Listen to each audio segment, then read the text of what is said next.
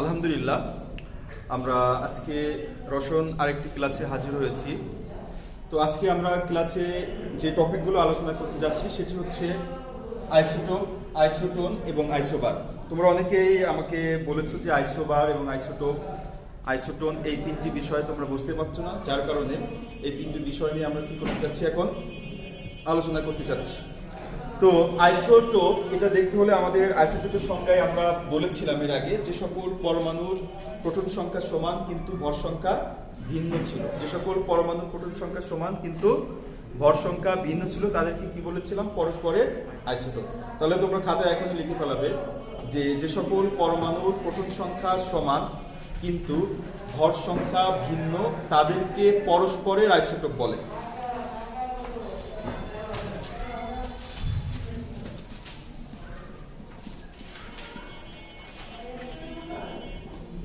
যে সকল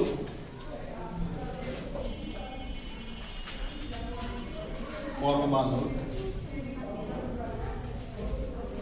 প্রোটন সংখ্যা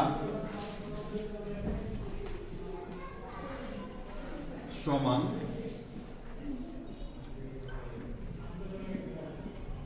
কিন্তু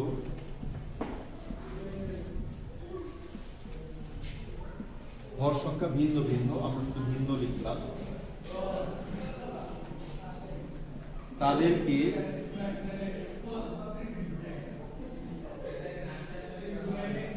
পরস্পরের আইসোটোপ বলে।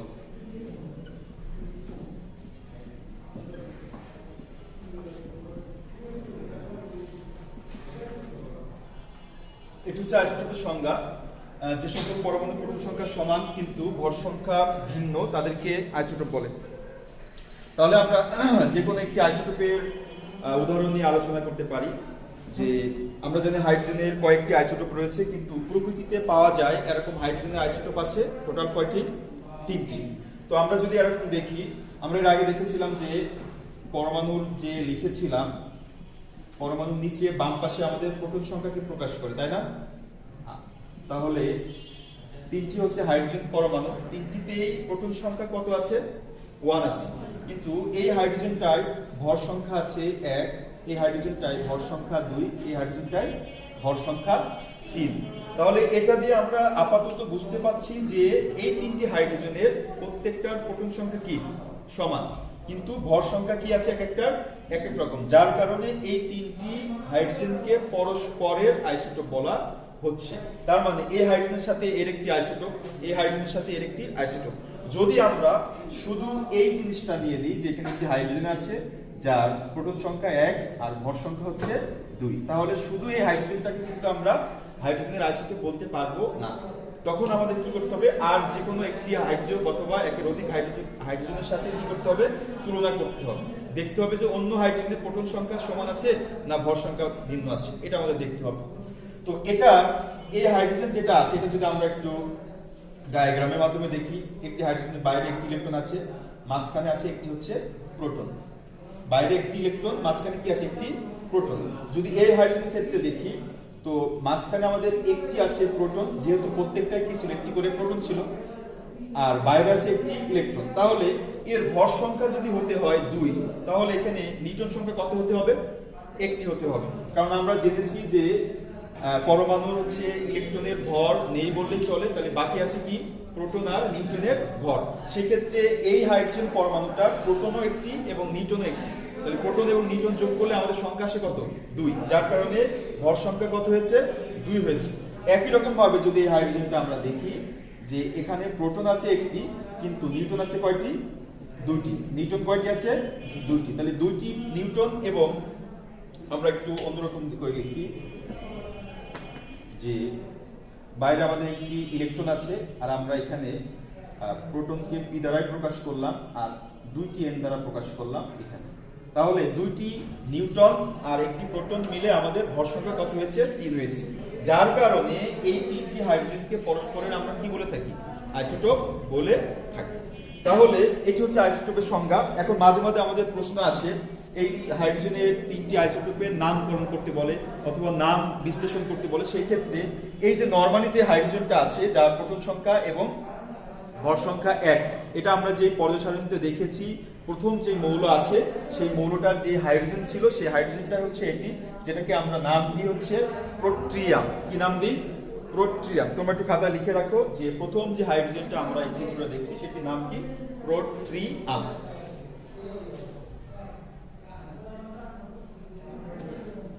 প্রোট্রিয়াম।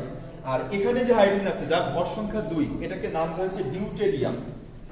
ডিউটেরিয়াম।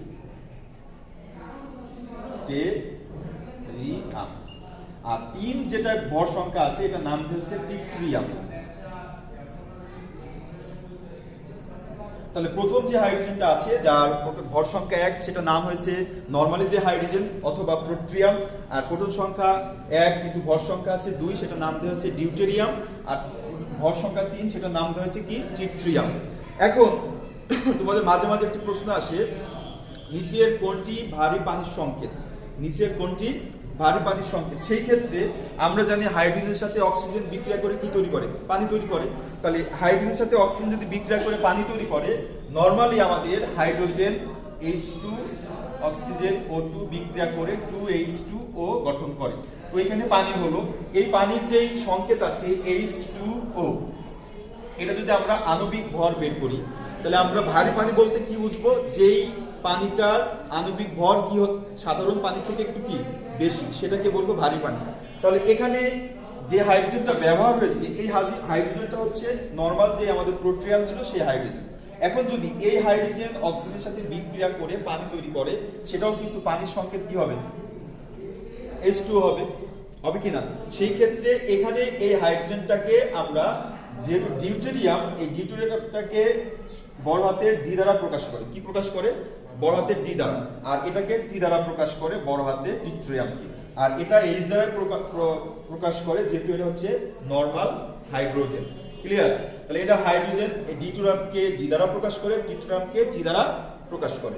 এখন এই পানিটা যেহেতু এই হাইড্রোজেন দ্বারা গঠিত হয়েছে, আর এই পানিটা যেহেতু এই হাইড্রোজেন দ্বারা গঠিত হয়েছে, এখন যদি দুটি হাইড্রোজেনের পানি এরকম H2O থাকে, কোনটা ভারী পানি আমরা কি বুঝতে পারছি?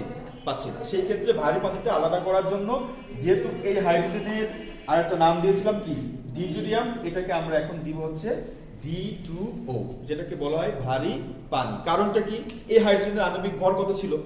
ভর সংখ্যা 1 ছিল। তাহলে এই আণবিক ভরের সাথে যদি আমরা 2 গুণ করি তাহলে কত হবে?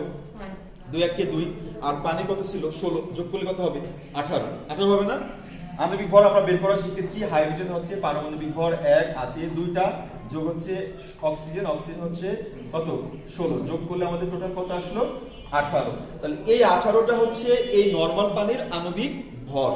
আর এই পানি যদি আমরা আণবিক ভর বের করতে চাই তাহলে এই ডি এর আণবিক ভর কত ছিল?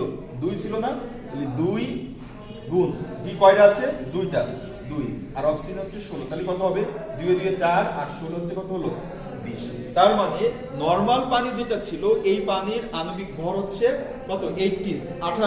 আর যখন আমরা ডিউটেরিয়াম নিয়ে পানি গঠন করলাম সেই পানির আণবিক ভর কত হলো? 20। তাহলে এখানে ভারী কোনটা হলো? আণবিক ভর বেশি হয়েছে যেটা, এজন্য এটাকে বলা হয় ভারী পানি বা ভারী পানির সংকেত। এই হচ্ছে আমাদের আইসোটোপের নরমাল একটি আলোচনা। আশা করি বুঝতে পেরেছো। কোনো সমস্যা থাকলে বলতে পারো। আইসোটোপ নিয়ে কোনো সমস্যা থাকলে বলতে পারো। নাই? আছে? বলো।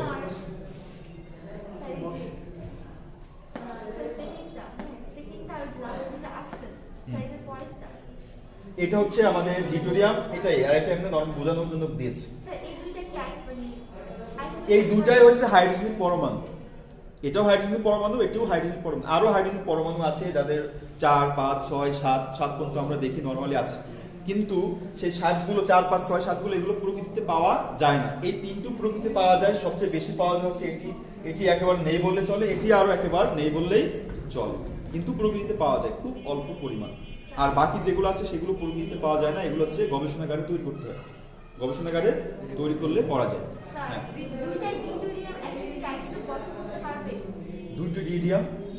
দুইটা ডিউটেরিয়াম যদি হয়, আচ্ছা তোমরা একটু নিজেরাই খেয়াল করে দেখো আমাদের আইসোটোপের সংজ্ঞায় কি দেওয়া হলো?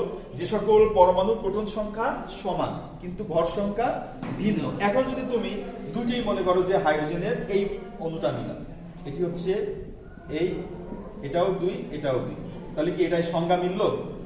ভর সংখ্যা কি ভিন্ন হলো? তাহলে কি দুটাকে পরস্পর আইসোটোপ বলতে পারবো? পারবো না। তার মানে ভর সংখ্যা কি হতে হবে? ভিন্ন হতে হবে। তাহলে সেটাকে আমরা কি বলতে পারবো? আইসোটোপ বলতে পারবো। ক্লিয়ার? এরপর আমরা চলে যাচ্ছি হচ্ছে আইসোটোন। আইসোটোনের সংজ্ঞায় আমি একটা সুন্দর সংজ্ঞা এখানে লিখছি। আইসোটোনের সেটি হচ্ছে, তোমরা খাতায় একটু লিখে নাও, যেসব পরমাণুর নিউটন সংখ্যা সমান, যেসব পরমাণুর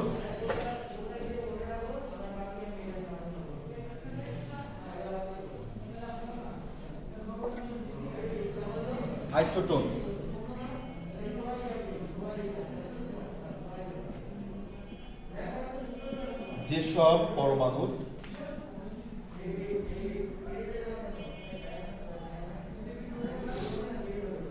যেসব পরমাণুর নিউটন সংখ্যা সমান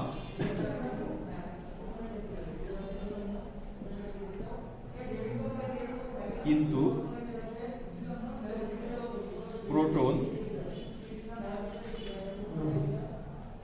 যেসব পরমাণুর নিউটন সংখ্যা সমান কিন্তু প্রোটন সংখ্যা ও ভর সংখ্যা ভিন্ন, প্রোটন সংখ্যা ও ভর সংখ্যা ভিন্ন, তাদেরকে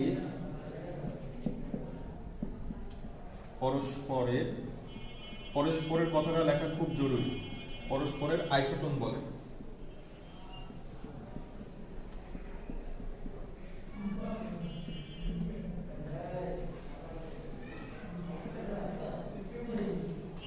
লিখছো? উদাহরণ হিসেবে আমি এখানে লিখতেছি হচ্ছে,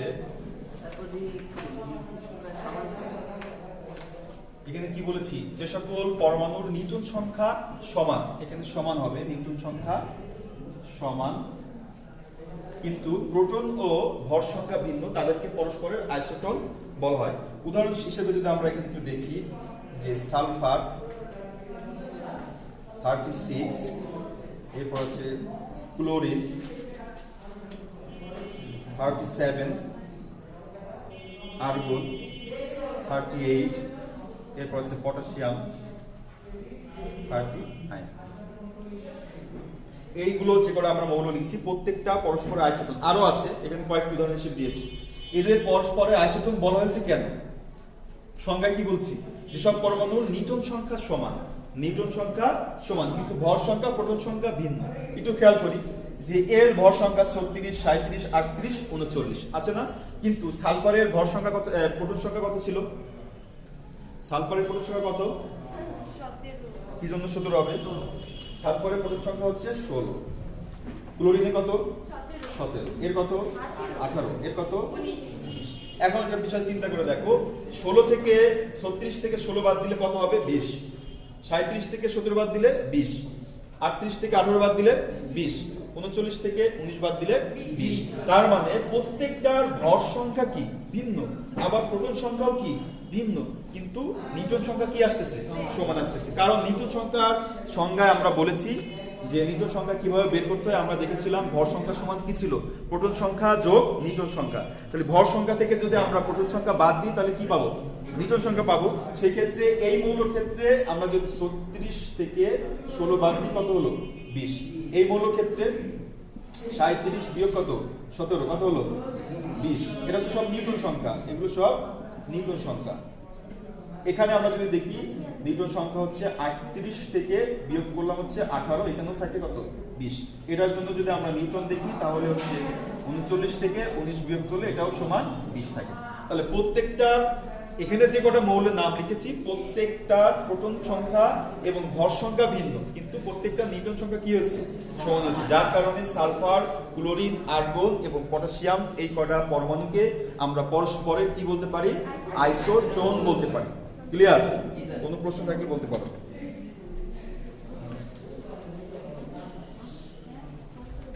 তাহলে আমরা যেটা শিখলাম সেটা হচ্ছে আইসোটোপ এবং আইসোটোন। আইসোটোপে পড়েছিলাম প্রোটন সংখ্যা সমান কিন্তু 32 না, সালফারে আরো আমাদের আইসোটোপ আছে না? আইসোটোপের ভর সংখ্যা কি আছে? বিভিন্ন আছে, আছে কি না? এখানে 32টাই ব্যবহার হয় না, যেহেতু এরা পরস্পরের কি ছিল? আইসোটোপ ছিল। সালফারের অনেক 2-3টা আইসোটোপ আছে, ক্লোরিনের 2টি আছে, 35, 37। ঠিক আছে, এখানে 37টা ব্যবহার হয়েছে। বুঝতে পেরেছো কেন ব্যবহার করছি এটা? কারণ আমাদের নিউটন সংখ্যা কি করতে হবে? সমান বানাতে হবে, যার কারণে ওই পরমাণুটা ব্যবহার করেছি। 35 যে ভর সংখ্যা ছিল সেই 35 ভর সংখ্যাটা আমরা ব্যবহার করি নাই। এখানে 32 যে ভর সংখ্যা ছিল 32টা আমরা কি করি নাই? ব্যবহার করি নাই, যেহেতু এদের আরো আইসোটোপ রয়েছে। আমরা একটু আগে কি দেখলাম? হাইড্রোজেন দেখলাম না? হাইড্রোজেন কয়টা ছিল? 1 2 3 দেখেছি। যদি আমার হাইড্রোজেনের H যেটা ভর সংখ্যা 2 ওইটা ব্যবহার করার দরকার, তাহলে কি আমি 1 ব্যবহার করব? করব না। ক্লিয়ার? এরপর আমরা চলে যাচ্ছি হচ্ছে আইসোবার। লেখো আইসোবার। উদাহরণগুলো কি লিখছো? উদাহরণটা অবশ্যই লিখতে হবে, উদাহরণ ছাড়া তুমি মনে রাখতে পারবে না।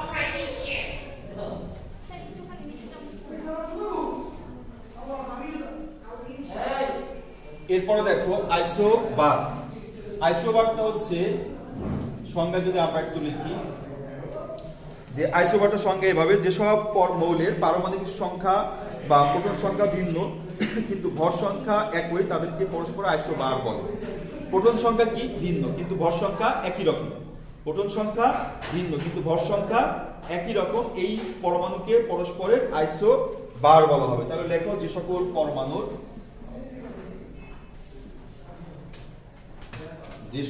পরমাণুর প্রোটন সংখ্যা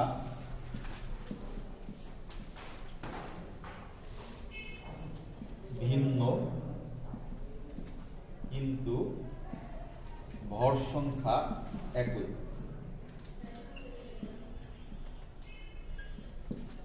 তাদেরকে পরস্পরের আইসোবার বলে। নিচেরটা মুছে দিলাম।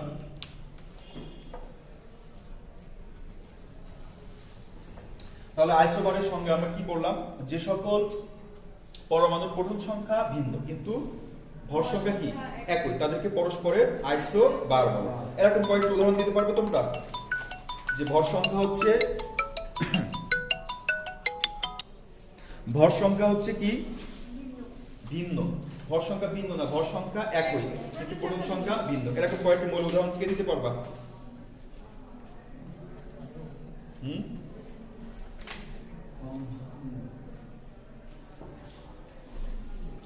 লেখো আর্গনের পারমাণবিক সংখ্যা কত? 18। পটাশিয়ামের কত? 19। ক্যালসিয়ামের কত? 20। এই আর্গন, পটাশিয়াম, ক্যালসিয়াম প্রত্যেকটার প্রোটন সংখ্যা একটা 19, 18, 20, কিন্তু প্রত্যেকটার ভর সংখ্যায় আছে 40। প্রত্যেকটার ভর সংখ্যায় 40 আছে। 40 আছে? 39 কার আছে? আর্গন আর ক্যালসিয়ামের 40। আচ্ছা, কপারের পারমাণবিক সংখ্যা হচ্ছে 29, জিঙ্কের পারমাণবিক সংখ্যা 30, কিন্তু উভয় হচ্ছে 65। দেখো এটা ঠিক আছে কিনা।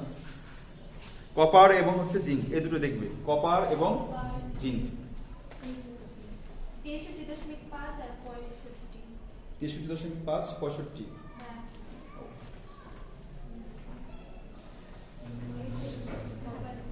ভর সংখ্যা একই রকম আছে। কোন মৌলটা দুইটা নাম বলো তো কোন থেকে?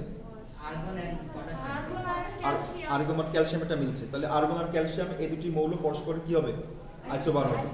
আরো আছে, অনেক আছে, আরো পর্যায় সারণী আমরা যদি দেখি আরো অনেক আছে। এখানে আমি যে নামগুলো লিখছি এগুলো অনেক কাছাকাছি, ভর সংখ্যাগুলো একই রকম, এই দুটো পরস্পরের আইসোবার। 294। কি বলছি বোঝা গেছে? তোমরা পর্যায় সারণীটা হাতে নিবা, হাতে নেওয়ার পরে দেখবা যে হচ্ছে যে সকল মৌলের ভর সংখ্যা কি একই রকম কিন্তু প্রোটন সংখ্যা এক এক রকম, ওইগুলোকে আমরা পরস্পরের কি বলবো? আইসোবার বলবো। তাহলে এখান থেকে আমরা যেটা দেখলাম সেটা হচ্ছে ক্যালসিয়ামের কত আছে? 20 ভর সংখ্যা। আর কার আছে? সরি, ভর সংখ্যা ক্যালসিয়ামের হচ্ছে 40। আর আছে কার? আর্গনের ভর সংখ্যা হচ্ছে 40। এই জন্য আর্গন আর ক্যালসিয়াম পরস্পরের হবে আইসোবার।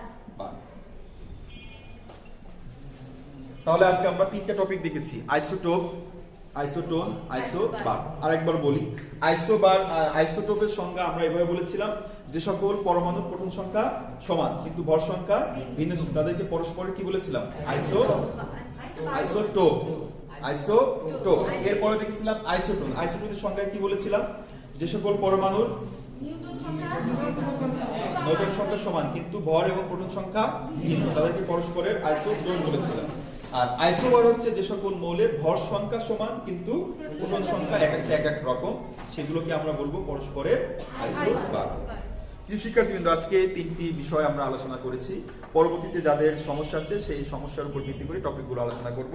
তো পরের যেই ক্লাসগুলো আছে, যে সমস্যাগুলো আছে, সেই সমস্যাগুলো পেতে হলে অবশ্যই আমাদের সাথে থাকতে হবে। আর সাথে থাকতে হলে একটি কাজ না করলে নয়, সেই কাজটা হচ্ছে চ্যানেলটিকে সাবস্ক্রাইব করে বেল আইকনটি অন করে দিতে হবে। এতক্ষণ সবার সাথে থাকার জন্য ধন্যবাদ। আসসালামু আলাইকুম।